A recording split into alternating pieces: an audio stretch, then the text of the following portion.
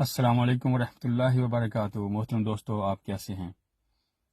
آج کی یہ ویڈیو بالخصوص یورپ اور ویسٹرن ورلڈ میں بسنے والے والدین کے لیے ہے اور ان کے بچوں کے حوالے سے ہے، کیونکہ ہم جو لوگ پاکستان یا اس طرح کی کنٹریز سے آئے ہیں یہاں پر، ان کے ذہن میں کچھ خیالات ہیں اور کچھ تصورات ہیں اس وقت کے جب سے ہم پاکستان، انڈیا یا ان ملکوں میں بستے تھے۔ ان بچوں کی تعلیم کے حوالے سے بھی وہ اسی طرح سوچتے ہیں جیسے ان کے والدین یا ہم ادھر پاکستان، انڈیا میں اپنے بچوں کی یہ سوچتے تھے کہ بچہ بڑا ہو، وہ اچھا پڑھے، ڈاکٹر بنے، انجینئر بنے، وکیل بنے۔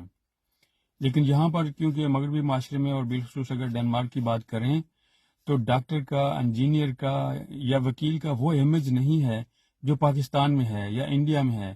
اور نہ ہی اس کا سوسائٹی میں وہ سٹیٹس ہے جو اس کا پاکستان، انڈیا اور دیگر ممالک میں ہے۔ اس لیے بچے ان چیزوں میں زیادہ دلچسپی نہیں لیتے اور وہ کچھ کرنا چاہتے ہیں جو ان کے خیال میں